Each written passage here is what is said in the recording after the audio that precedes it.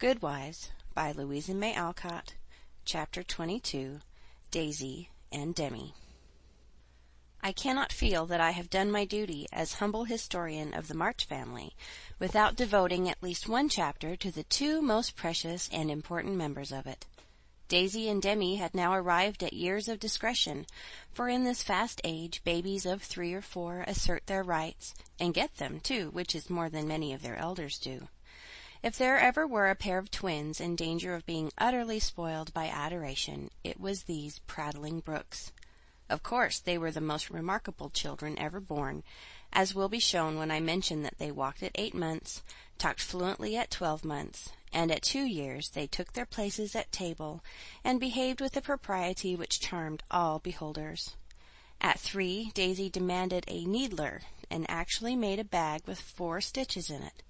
She likewise set up housekeeping in the sideboard, and managed a microscopic cooking stove with a skill that brought tears of pride to Hannah's eyes, while Demi learned his letters with his grandfather, who invented a new mode of teaching the alphabet by forming letters with his arms and legs, thus united gymnastics for head and heels. The boy early developed a mechanical genius which delighted his father and distracted his mother, for he tried to imitate every machine he saw, and kept the nursery in a chaotic condition, with his sewing-machine, a mysterious structure of string, chairs, clothespins, and spools, for wheels to go wound and wound. Also a basket hung over the back of a chair, in which he vainly tried to hoist his too confiding sister, who, with feminine devotion, allowed her little head to be bumped till rescued, when the young inventor indignantly remarked, "Why, Marmar, that's my lily waiter, and me's trying to pull her up." Though utterly unlike in character, the twins got on remarkably well together, and seldom quarreled more than thrice a day.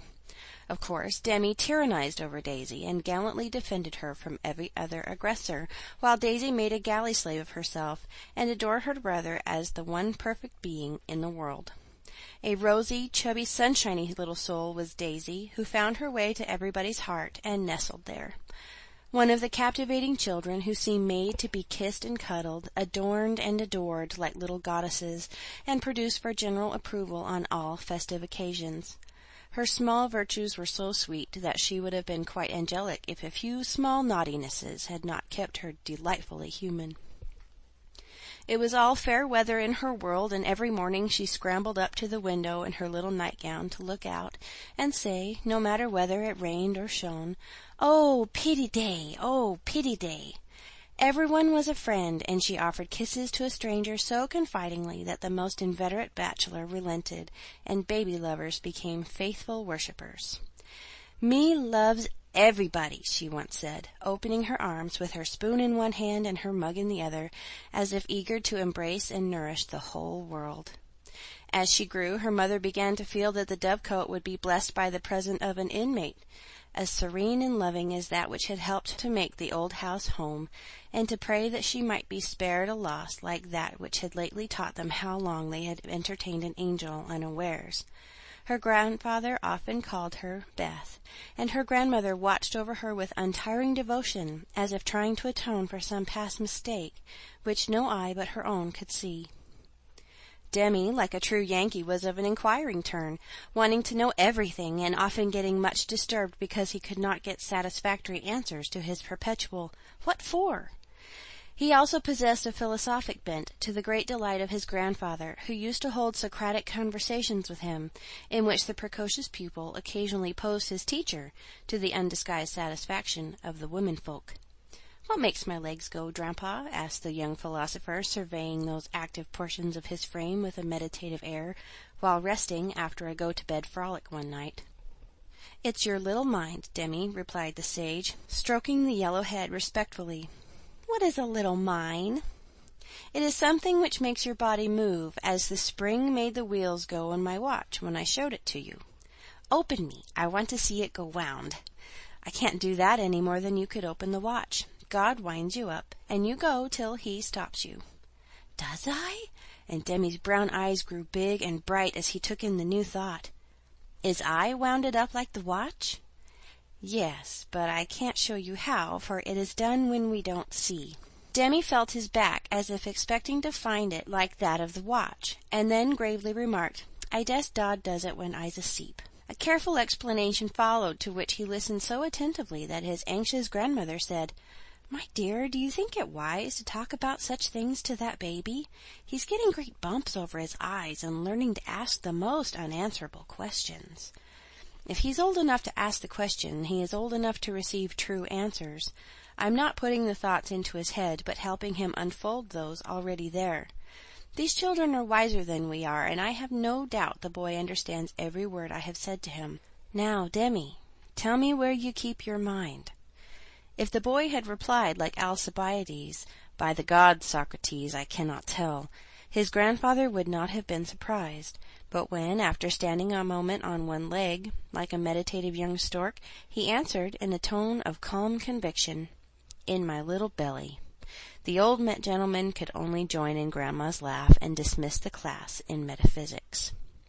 There might have been cause for maternal anxiety if Demi had not given convincing proofs that he was a true boy, as well as a budding philosopher, for often, after discussion which caused Hannah to prophesy with ominous nods, "That child ain't long for this world," he would turn about and set her fears at rest by some of the pranks with which dear, dirty, naughty little rascals distract and delight their parents' souls.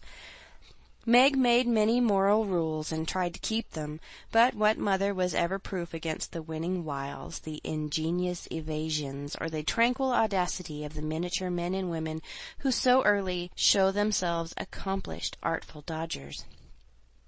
"No more raisins, Demi. They'll make you sick," says Mamma to the young person who offers his services in the kitchen with unfailing regularity on plum pudding day. "Me likes to be sick." "I don't want to have you, so run away and help Daisy make patty cakes." He reluctantly departs, but his wrongs weigh upon his spirit, and by, when an opportunity comes to redress them, he outwits Mamma by a shrewd bargain. "Now, you have been good children, and I'll play anything you like," says Meg, as she leads her assistant cooks upstairs, when the pudding is safely bouncing in the pot. "Truly, Marmar?" asks Demi, with a brilliant idea in his well-powdered head.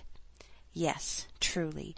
Anything you say," replies the short-sighted parent, preparing herself to sing "The Three Little Kittens" half a dozen times over, or to take her family to buy a penny bun, regardless of wind or limb. But Demi corners her by the cool reply, "Then we'll go up and eat all the raisins." Aunt Dodo was chief playmate and confidant of both the children, and the trio turned the little house topsy-turvy. Aunt Amy was as yet only a name to them. Aunt Beth soon faded into a pleasantly vague memory, but Aunt Dodo was a living reality, and they made the most of her, for which compliment she was deeply grateful. But when Mr. Bear came, Joe neglected her playfellows, and dismay and desolation fell upon their little souls. Daisy, who was fond of going about peddling kisses, lost her best customer and became bankrupt. Demi, with infantile penetration, soon discovered that Dodo liked to play with the Bear Man better than she did him. But, though hurt, he concealed his anguish, for he hadn't the heart to insult a rival who kept a mine of chocolate drops in his waistcoat pocket, and a watch that could be taken out of its case and freely shaken by ardent admirers. Some persons might have considered these pleasing liberties as bribes, but Demi didn't see it in that light, and continued to patronize the Bear Man with pensive affability, while Daisy bestowed her small affections upon him at the third call, and considered his shoulder her throne, his arm her refuge, his gifts treasures surpassing worth. Gentlemen are sometimes seized with sudden fits of admiration for the young relatives of ladies whom they honor with their regard, but this counterfeit philoprogenitiveness sits uneasily upon them, and does not deceive anybody a particle. Mr. Bear's devotion was sincere, however, likewise effective, for honesty is the best policy in love as in law. He was one of the men who are at home with children, and looked particularly well when little faces made a pleasant contrast with his manly one. His business, whatever it was, detained him from day to day, but evenings seldom failed to bring him out to sea. Well, he always asked for Mr. March, so I suppose he was the attraction. The excellent papa labored under the delusion that he was, and revelled in long discussions with the kindred spirit till a chance remark of his more observing grandson suddenly enlightened him. Mr. Bear came in one evening to pause on the threshold of the study, astonished by the spectacle that met his eye. Prone upon the floor lay Mr. March, with his respectable legs in the air, and beside him, likewise prone, was Demi, trying to imitate the attitude with his own short, scarlet-stockinged legs, both grovellers so seriously absorbed that they were unconscious of spectators, till Mr. Bear laughed his sonorous laugh, and Joe cried out with a scandalized face, "Father! Father, here's the Professor!" Down went the black legs, and up came the gray head, as the preceptor said with an undisturbed dignity, "Good evening, Mr. Bear. Excuse me for a moment. We are just finishing our lesson. Now, Demi, make the letter and tell its name." "I knows him!" And after a few convulsive efforts, the red legs took the shape of a pair of compasses, and the intelligent pupil triumphantly shouted, "It's a we, Grandpa, it's a we." "He's a born Weller," laughed Joe, as her parent gathered himself up, and her nephew tried to stand on his head, as the only mode of expressing his satisfaction that school was over. "What have you been at today, Bubchen?" asked Mr. Bear, picking up the gymnast. "Me went to see little Mary." "And what did you do there?" "I kissed her," began Demi, with artless frankness. "Pooh! Thou beginnest early. What did the little Mary say to that?" asked Mr. Bear, continuing to confess the young sinner, who stood upon the knee, exploring the waistcoat pocket. "Oh, she liked it, and she kissed me, and I liked it. Don't little boys like little girls?" asked Demi, with his mouth full and an air of bland satisfaction. "You precocious chick! Who put that into your head?" said Joe, enjoying the innocent revelation as much as the Professor. "'Tisn't in my head, it's in my mouth," answered literal Demi, putting out his tongue with a chocolate drop on it, thinking she alluded to confectionery, not ideas. "Thou shouldst save some for the little friend, sweets to the sweet manling," and Mr. Bear offered Joe some, with a look that made her wonder if chocolate was not the nectar drunk by the gods. Demi also saw the smile, was impressed by it, and artlessly inquired, "Do great boys like great girls too, Fessor?" Like young Washington, Mr. Bear couldn't tell a lie, so he gave the somewhat vague reply that he believed they did sometimes, in a tone that made Mr. March put down his clothes-brush, glance at Joe's retiring face, and then sink into his chair, looking as if the precocious chick had put an idea into his head that was both sweet and sour. Why, Dodo, when she caught him in the china closet half an hour afterward, nearly squeezed the breath out of his little body with a tender embrace, instead of shaking him for being there, and why she followed up this novel performance by the unexpected gift of a big slice of bread and jelly, remained one of the problems over which Demi puzzled his small wits, and was forced to leave unsolved forever. End of chapter 22.